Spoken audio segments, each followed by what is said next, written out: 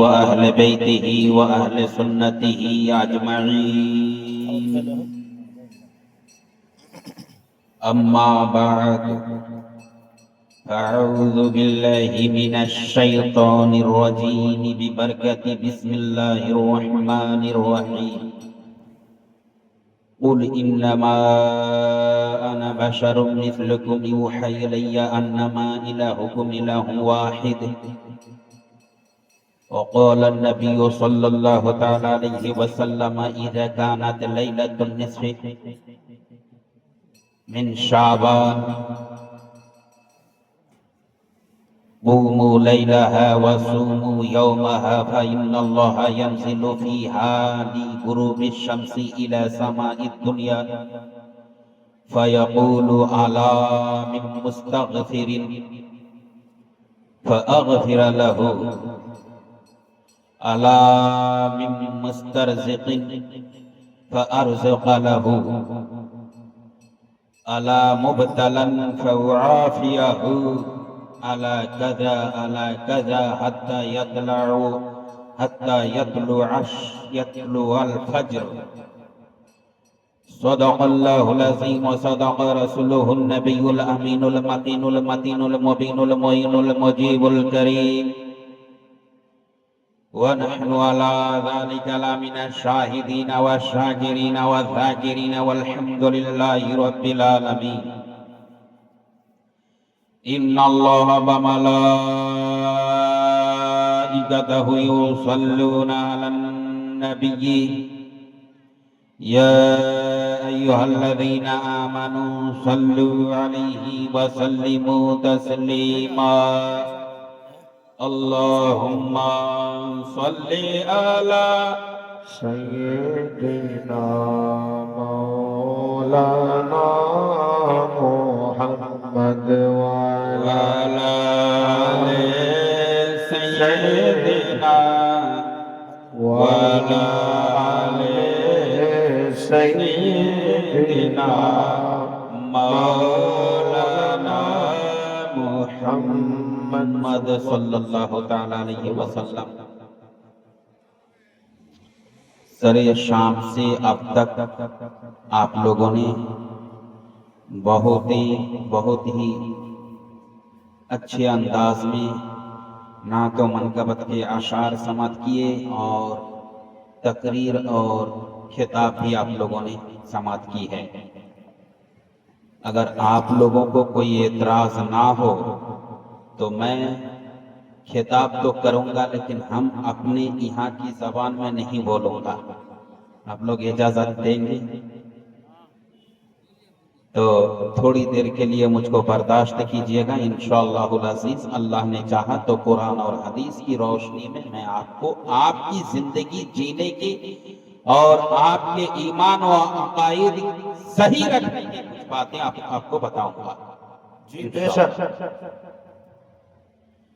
سب سے اعلیٰ و اولیٰ ہمارا نبی، بولیے سبحان اللہ. سب سے اعلیٰ و اولیٰ ہمارا نبی، سب سے بالا و اعلیٰ ہمارا نبی، اپنے مولا کا پیارا ہمارا نبی، دونوں عالم کا دلہا ہمارا نبی، دونوں عالم کا دلہا ہمارا نبی، امام الکلام کلام الامام امام احمد رضا خان علیہ رحمت اور رضوان نے کہا ہے کہ دونوں عالم کا دلہا ہمارا نبی. یہ ہمارے علماء کرام سمجھ رہے ہیں. جب بھی میں اس شاعری کو پڑھتا ہوں تو علماء کرام خوشی سے مچل جاتے ہیں کہ ہم اس نبی کے امتی ہیں جو نبی دونوں عالم کے دلہا ہیں. یعنی دو عالم کیا ہے؟ وہ دو عالم یہ ہے کہ دنیا یہ ایک عالم ہے اور آخرت یہ دوسرا عالم ہے اور دونوں عالم کا دلہا ہمارا نبی ہے. بے شک. سبحان اللہ. اپنے مولا کا پیارا ہمارا نبی، دونوں عالم کا دلہا ہمارا نبی. اور جیسے سب کا خدا ایک ہے ویسے ہی، بولیے سبحان اللہ، جیسے سب کا خدا ایک ہے ویسے ہی ان کا ان کا تمہارا ہمارا نبی اور سارے اچھوں میں اچھا سمجھیے جسے، سارے اچھوں میں اچھا سمجھیے جسے، ہے اس اچھے سے اچھا ہمارا نبی، اور سارے اونچوں میں اونچا سمجھیے جسے، ہے اس اونچے سے اونچا ہمارا نبی۔ بے شک سبحان اللہ۔ حضرات، دوران خطبہ میں نے جس آیت کریمہ کی تلاوت کرنے کا شرف حاصل کیا ہے، اللہ رب العالمین قرآن مقدس میں ارشاد فرماتا ہے، پارہ نمبر 16 سورہ الکہف آیت نمبر 110 میں اللہ نے ارشاد فرمایا، قُلْ إِنَّمَا أَنَا بَشَرٌ مِثْلُكُمْ يُوحَىٰ إِلَيَّ أَنَّمَا إِلَٰهُكُمْ إِلَٰهٌ وَاحِدٌ۔ یعنی اے میرے محبوب، آپ دنیا کے لوگوں کو بتا دیجئے، اے دنیا والو، میں تمہاری طرح بشر ہوں، تمہاری طرح انسان ہوں، یوحیٰ الیہ، میرے پاس اللہ کی طرف سے وہی نازل ہوتی ہے، اللہ کا قرآن نازل ہوتا ہے، واہ جی، اللہ کی آیتیں نازل ہوتی ہے، بے شک انما الہکم الہ واحد، اور وہی یہ نازل ہوتی ہے کہ بے شک تمہارا معبود وہ اللہ ایک ہے، اللہ ایک معبود ہے۔ جی جی یقیناً۔ حضرات گرامی، یہ جو دنیا میں لوگ خرافات پھیلانے کی کوششیں کر رہے ہیں، ہمارے نبی محمد الرسول اللہ صلی اللہ تعالیٰ علیہ وسلم جو سید الانبیاء ہے، سید المرسلین ہے، خاتم النبیین ہے، شفیع المرسلین ہے، شفیع المرسلین ہے، سید القونین ہے، امام الانبیاء ہے، سارے نبیوں کے سردار ہے، سارے رسولوں کے تاجدار ہے، اس رسول اعظم کو اپنی طرح کہہ رہے ہیں۔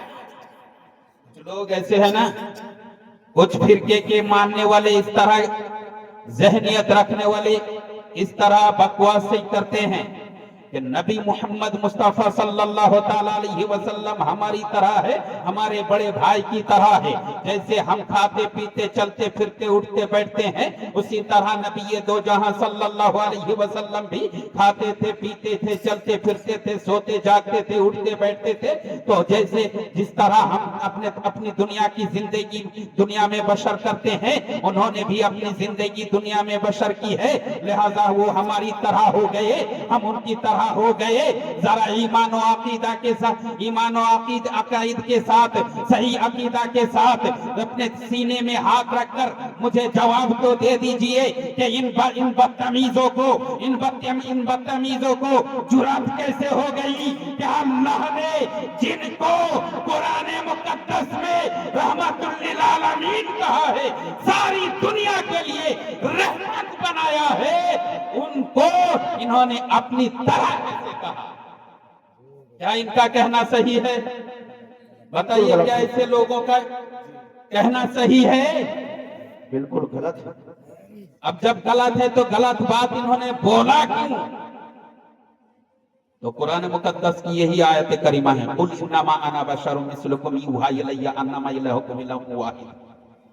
اللہ نے ارشاد فرمایا، اے میرے محبوب، آپ دنیا کے لوگوں کو بتا دیجئے کہ میں تمہاری طرح بشر ہوں، تمہاری طرح انسان ہوں، لیکن یہاں پر اللہ نے اتنے پر ختم نہیں فرمایا، بلکہ آگے اللہ نے ارشاد فرما دیا کہ میرے محبوب اپنی بشریت کو بیان کرو، اپنے انسان ہونے کو بیان کرو، اپنے انسان ہونے کو بیان کرو، اپنے مانوتا کا اعلان کرو، اور ساتھ ہی ساتھ یہ بھی اعلان کر دو، یہ بھی دنیا کے لوگوں کو کہہ دو کہ لوگوں، ارے جو ایمان والے ہو سمجھ جانا، ایمان میں اپنا ایمان برباد نہ ہونے دینا، میں ایسا انسان ہوں کہ میرے پاس اللہ کی طرف سے وہی آتی ہے، قرآن نازل ہوتا ہے، تمہارے پاس قرآن نازل نہیں ہوتا ہے، تمہارے پاس اللہ کی آیت نازل نہیں ہوتی ہے، تمہارے پاس سورتیں نازل نہیں ہوتی ہے، اللہ کے رسول کے پاس 6666 آیتیں نازل ہوئی ہے،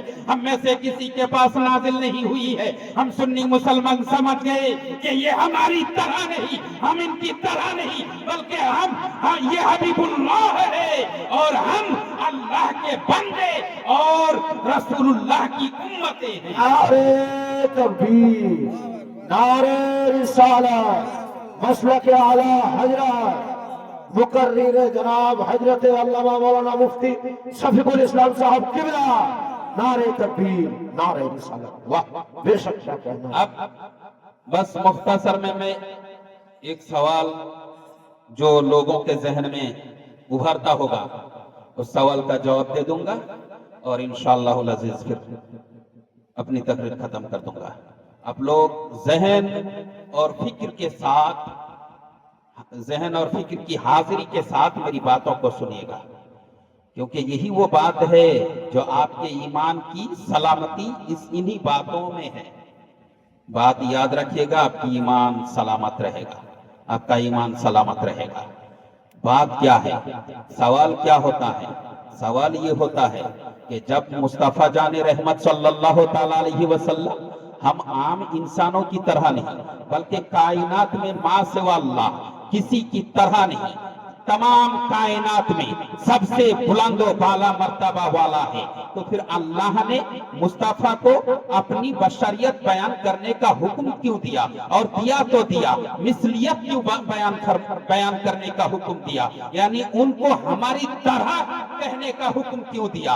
यही सवाल है मेरे बुजुर्गों, यही सवाल हो सकता है लोगों के जहन में, ये सवाल हो सकता है मेरे बुजुर्गों, मेरे दोस्तों। इस सवाल का जवाब जहन हाजिर कीजिए और और समाप्त कीजिए। अच्छी तरह याद रखिएगा, आज से तकरीबन साल पहले अल्लाह रब्बुल आलमीन ने इस सरजमीन पे सबसे पहला इंसान हजरत आदम अलैहिस्सलाम को बनाया और नबूवत और रिसालत का ताज पहनाकर इस जमीन में भेज दिया। उनके बाद अल्लाह रब्बुल आलमीन ने हजरत शीस अलैहिस्सलाम को नबी बनाकर दुनिया में भेजा। उनके बाद हजरत इदरीस अलैहिस्सलाम को नबी बनाकर दुनिया में भेजा। उनके बाद हजरत नूह अलैहिस्सलाम को नबी बनाकर दुनिया में भेजा। उनके बाद हजरत सुलेमान अलैहिस्सलाम को नबी बनाकर दुनिया में भेजा। उनके बाद हजरत दाऊद अलैहिस्सलाम को नबी बनाकर भेजा। उनके बाद हजरत इब्राहिम अलैहिस्सलाम को नबी बनाकर भेजा। उनके बाद हजरत इस्माइल अलैहिस्सलाम को, उनके बाद हजरत इसहाक अलैहिस्सलाम को, उनके बाद हजरत मूसा अलैहिस्सलाम को, उनके बाद हजरत हारून अलैहिस्सलाम को, उनके बाद हजरत लूत अलैहिस्सलाम को। यानी कमोबेश 1 लाख या 2 लाख 24,000 नबियों को अल्लाह ने दुनिया में भेजा मेरे बुजुर्गों, और इन तमाम नबियों को उनकी कौम का सरदार बनाया। वाह बेशक नारे तकबीर नारे रिसालत मसलक आला हजरत सरजमीने कुरानपुर गुवाहाटी बाजार।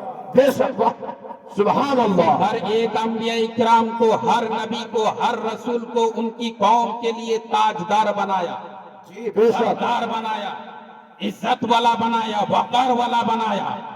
और जानते हैं ये ताजदारी, ये सरदारी अंबिया इकराम को जो मिली है, तो इसका खास और जाहिर कारण क्या था?